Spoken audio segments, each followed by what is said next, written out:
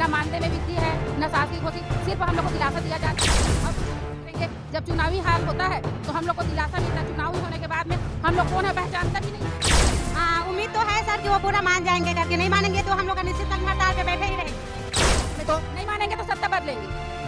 तो खाली 3,000-250 रुपये देते वो में का हुई 12 रुपये ईंधन हो गए है ना, तो हम 3,000 में अपन लड़का चलाबो पढ़ाबो ते अपन घर ला चलाबो ते गैस ला भराबो तो ये कैसे होई, तो खाली 3,000 देते थे जिसमें थोड़ी हुई है ना। कम से कम होला जिए खाए के पूर्ति तो दे 9:30 बजे से 3:30 बजे तक रहो थे है नी। हमार भाई का बहनी में खाली एक ठन हुई बसला आंगनबाड़ी बस ओकर बाद दूसरा कोई काम कर ही नहीं सकन। हम अपन बच्चा वाला एक बैठ के हम 2 रोटी नहीं खवा सकन। कक्का बेर अधिकारी आते, कक्का बेर कहीं आते भागन 9:30 बजे केंद्र खुलना मतलब केंद्र खुलना तो हमला 3250 में हमला नहीं पड़े। कम से कम हमारे सरकार तक ये बात जाना चाहिए और हमारे पे मान देना बढ़ाना चाहिए। आज कचरा जो फेंका थे लेकर 9,000 पेमेंट है ना, कचरा जो नली कचरा उठाते थे 9,000 पेमेंट है।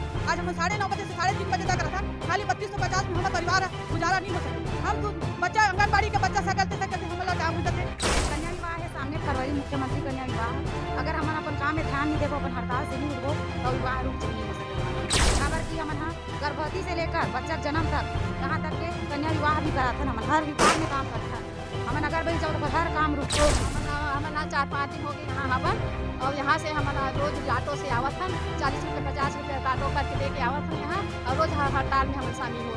और दूसरा बात है चुनाव में ड्यूटी लगा ही, हम चुनाव में ड्यूटी लगा ही हमारे मन में। और दूसरा बात है जैसे हॉस्पिटल वाले ही नर्स मन ही वो में पोलियो में ड्यूटी लगा दी, वो में लगा दी, तो हमन कते काम करबो, घर के काम करबो कि घर के डॉक्टर निकल देखबो कि हम रुपये बगैर के काम न देबो, बता है हमन कैसे करबो। अब 300 रुपया हमारा 3,000 रुपया तनखा देते, सही कमल तो सही कमल बर्तन बन जाते वो मतलब मिला थे हमन गरबा का उदरन हमन उदरन कि क्या करन बता। हमन आदमी नहीं है क्या, हमारे आदमी समय देने लगते घर में सास ससुर समय देने लगते, सास ससुर गाली देते, रात दिन नौकरी ना नौकरी नहीं की हमारा, तो हमारा सास ससुर मन गाली देते हैं, तो हमारे इसलिए 300 रुपये नौकरी करबो साहब ले बता। हमारा हमारे पेट नहीं भरे तो बच्चा लोगों का पढ़ाओ कॉलेज में पढ़ाओ BA पढ़ाओ, तो कॉलेज में चाहिए तो 1,000 के कपड़ा मिल जाए का लड़का बने कपड़ा पहना के भेजबे तो बने घर के खरीदे, और चीरा भेजबे तो चीरा लड़का गरीब लड़का बोले नहीं मंत्री बोले खड़ुआ मन तो काज कर बता हम काज कर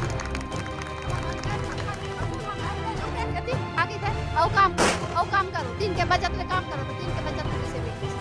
और जन हमारा तनखा बढ़ाई, जो हमारे पिता है हमारे महतारी बैठे है ये रिटायरी में बाप के होई ना बेटी कोई रिटायर हो जाओ है ना। मैं पूरे साल से हमारी कार्यकर्ता श्रीमती करना चाहती हूँ, 7 साल मेरा रिटायर को बचा।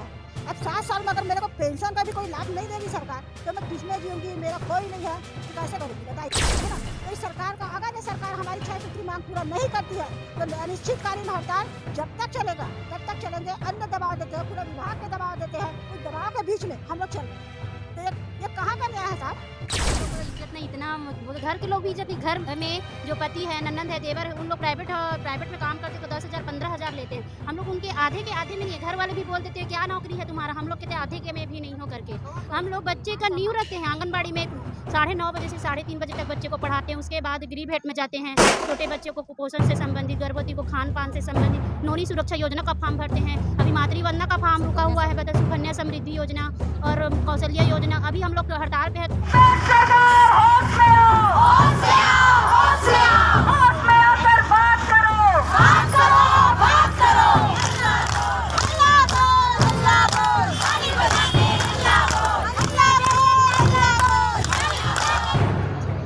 नमस्कार दोस्तों, आप देख रहे हैं द सिटी खबर। मैं हूं शिवेंद्र शिंदे। अपनी 6 सूत्रीय मांगों को लेकर आंगनबाड़ी कार्यकर्ता बहुत समय से धरने पर बैठी हुई है, अब तक इनकी कोई सुनवाई नहीं हुई है। अभी दूसरा बजट भी राज्य सरकार पेश करने वाली है, पता नहीं इनकी मांगें पूरी होगी या नहीं होगी।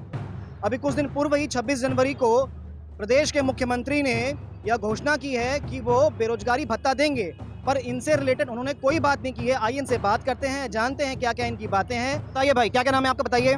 मैं जुझारू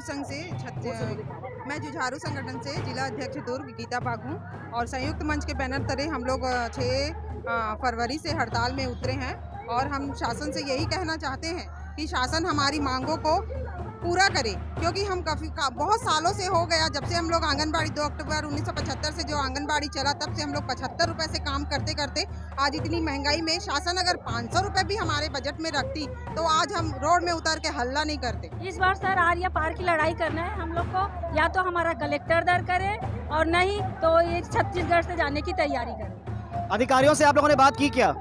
जी नहीं सर, अधिकारियों से नहीं, हम लोग कलेक्टर में दिए हैं सूचना और अपने परियोजना। तो क्या कहा उन्होंने कलेक्टर साहब ने? कलेक्टर सर का कहना है कि अभी हड़ताल मत करो करके मना किया। शायद अभी का बजट देख लो, मार्च में है जो अगला बजट देख लो, उसके बाद करना। काम आप लोगों का चालू है अभी फील्ड में कि बंद है? बंद है, टोटल बंद है सर। टोटल सुविधाएं, काम बंद है, फिर भी सरकार नहीं जाग रही है। दिक्कतें आप लोगों को क्या क्या हो रही है फील्ड में काम करने में? क्या क्या दिक्कतें हो रही है? बहुत सी दिक्कतें हो रही है सर हम लोग को, जैसे कि फील्ड में काम करने से हम लोग को अदर विभाग का भी काम दे दिया जाता है, महिला बाल विकास का, और इतने सारे काम ऊपर से हम लोग काम नहीं करें तो हम लोग को स्पष्टीकरण, शासन हम लोग से इतना काम करवाती है लेकिन हम लोग के मानदेय के बारे में नहीं सोचती। अब शासन को तो सोचना ही पड़ेगा, या तो हमको कलेक्टर दर दे या तो फिर वो इस बार जाने की तैयारी पूरी करे। सबसे प्रमुख मांग क्या है आपकी? शासकीय कर्मचारी घोषित करें और जब तक के वादा किए हैं तो कलेक्टर दर दिए जाए हम लोगों को, यही हम लोग का मांग है। सरकार की भी कुछ मजबूरियां होगी जो आपकी बात को नहीं मान रही है, वो तो क्यों आप लोग अपनी बात पे अड़े हुए हैं भाई? हमने 2018 में 52 दिन का हड़ताल किए थे जिले में और प्रांत में, तो भूपेश सरकार हमारे पंडाल में आके बोलते थे हमारी सरकार आएगी तो हम आप लोग को कलेक्टर दर और नर्सरी शिक्षक का दर्जा देंगे। और जब हम लोग हड़ताल में थे तब हमारी महिला बाल विकास की मैडम थी दिव्या एम गीता मैडम, उन्होंने हमको लिखित में दिया था कि शासकीय कर्मचारी घोषित आप लोग का करा जाएगा, लेकिन 2018 से आज 2023 आ गया, आज तक उस विषय में कोई भी ना अधिकारी बात किए, ना जो भी मंत्री संतरी विधायक सांसद, किसी ने भी इस बात पर हमें कोई चर्चा नहीं की। तक पहुंची आपकी मांगे? बहुत समय से आप लोग बैठे हुए हैं, बहुत समय से आप लोग मांग कर रहे हैं, शासन सुन रही है या नहीं सुन रही है? अभी तक तो ऐसा कुछ हमको आश्वासन न ऊपर से मिला नहीं है, ना शासन का कोई प्रतिनिधि अभी तक आकर हमसे यहाँ पर बात नहीं किया है, ना हमसे कोई मिले नहीं है, ना लिखित में ना मौखिक में किसी भी प्रकार का कोई आश्वासन अभी तक हमको सरकार की ओर से नहीं मिला है। बार बार आप लोग आंदोलन कर ही रहे हैं, बोल रहे हैं, पर ऐसा क्यों नहीं सुन रही सरकार? सुनेगी, सरकार जरूर सुनेगी, और अगर सरकार नहीं सुनेगी तो ज़्यादा दिन नहीं है उनको सुनाने में, मात्र 6 महीना बाकी है, 6 महीना बाकी है और उनको सुनना पड़ेगा और वो सुनेंगे। मुख्यमंत्री ने अभी 26 जनवरी को बेरोजगारी भत्ते का ऐलान कर दिया। एक ये मांग थी उनकी, उन्होंने अपने घोषणा पत्र में लिखा था कि वो बेरोजगारी भत्ता देंगे और उन्होंने स्वीकार कर लिया, देंगे वो, अभी अप्रैल से लागू हो जाएगा। पर आप लोगों की मांग भी उनके घोषणा पत्र में शामिल थी और उन्होंने नहीं कही है। इसलिए उन्होंने आज 4 साल पहले जब सत्ता उनकी आई थी तब उन्होंने अपने घोषणा पत्र में कहा था कि हम आपको कलेक्टर दर पे मानदेय देंगे और नियमिती का भी उन्होंने उसमें घोषणा पत्र में किया है। लेकिन आज 4 साल पूरे हो गए भूपेश सरकार, हमारे भूपेश भैया की सत्ता को, लेकिन आज तक के हमारे बारे में उन्होंने कुछ ना ही कहा है और ना ही हमारे लिए आज तक के सुना है। इसलिए हमको आज सड़क पर बैठना पड़ा है, नहीं तो हमको बैठने की ज़रूरत नहीं थी। सीएम साहब सारी बातों को हंसते हुए टालते हैं, सबको वो अपनी बातों से खुश करते हैं, पर आप लोग खुश नहीं दिख रहे हैं। हमारी मांगे क्योंकि पूरी नहीं हो रही हैं, कलेक्टर दर पे मानदेय देंगे और नर्सरी शिक्षक का दर्जा देंगे, ये उन्होंने मेरी सत्ता आने से 2 महीने के अंदर कर दूंगा लिखित में दिए, लेकिन आज 4 साल में हो गए और हमारी कोई सुनवाई नहीं हो रही है और हम संयुक्त मंच के आह्वान पर आर्या पार की लड़ाई में बैठे हैं।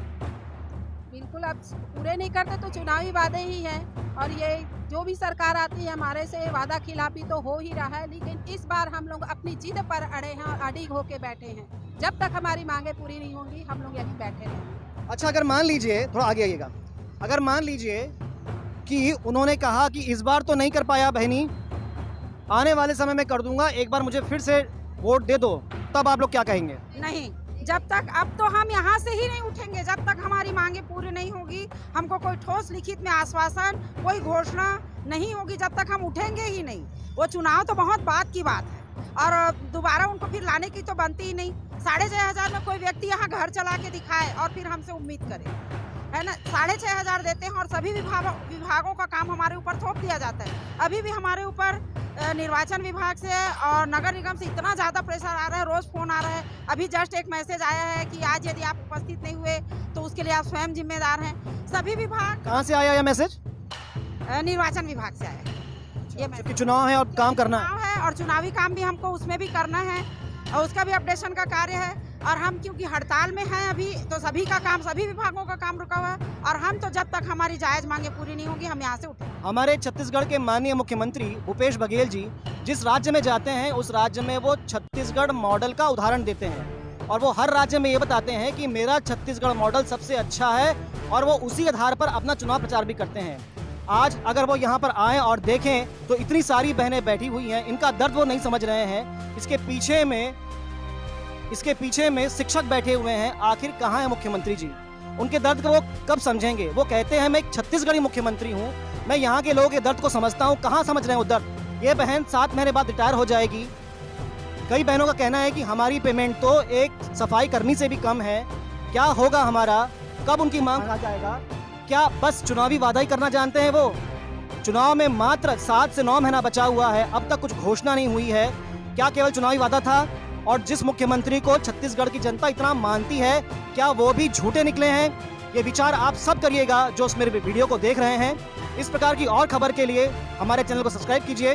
धन्यवाद।